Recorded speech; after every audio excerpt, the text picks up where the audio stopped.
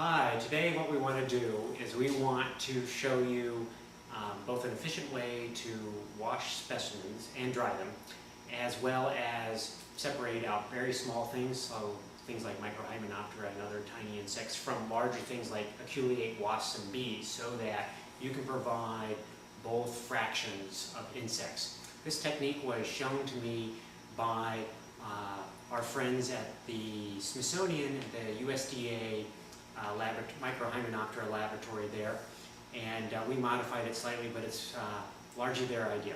We'll show a link to their publication on just in a second, but we're going to do a video, briefly show you how they do it and then how we do it in larger batches.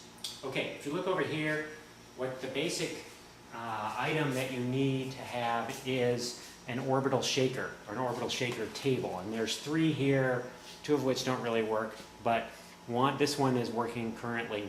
And the idea is simple. You have some sort of tub. It's got soapy water in the bottom.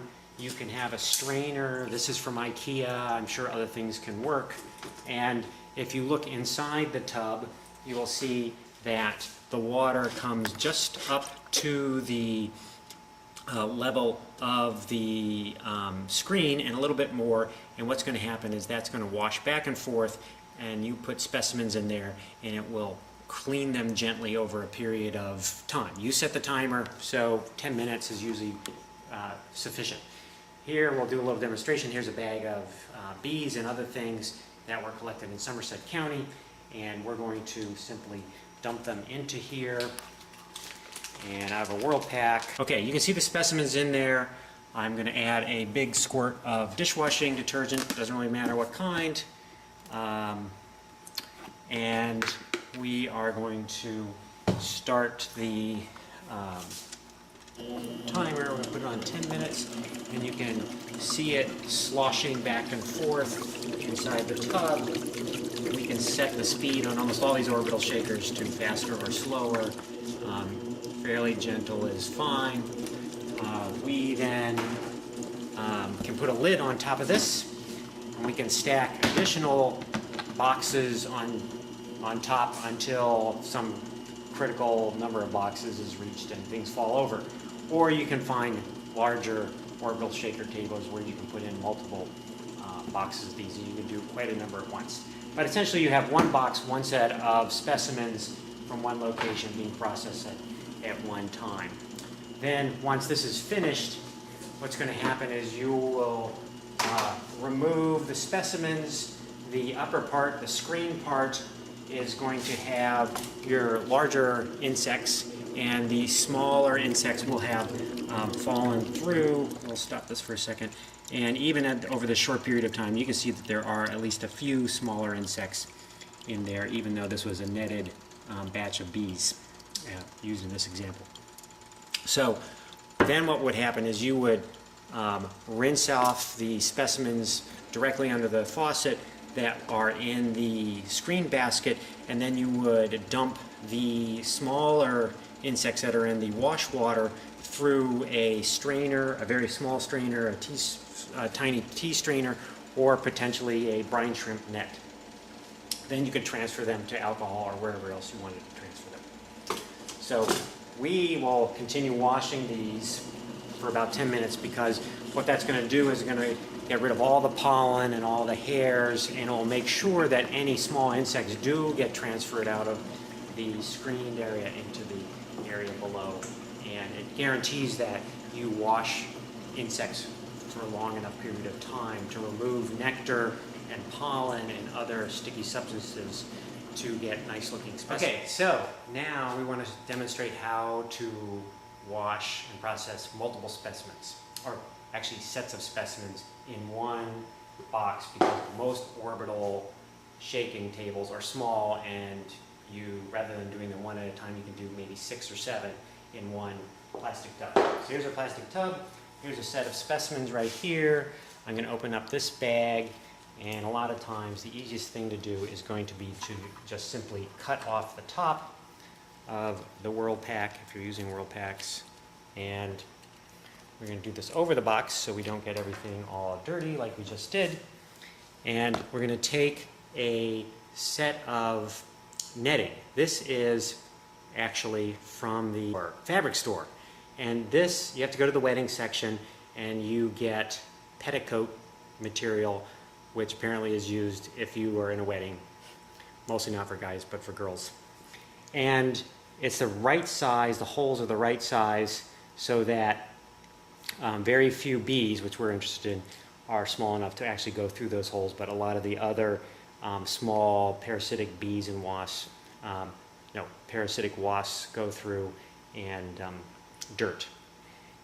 So you set that in there. The circle is a marker for how to set this up, and you take a bag of specimens and you dump it into the middle of the circle. We're doing this in the box. Take out the tag, put that into a petri dish, which will come into play later. We're doing this in the box so that any small specimens of parasitic Hymenoptera or anything that come out at this stage fall into the box below and can be retrieved in the wash water.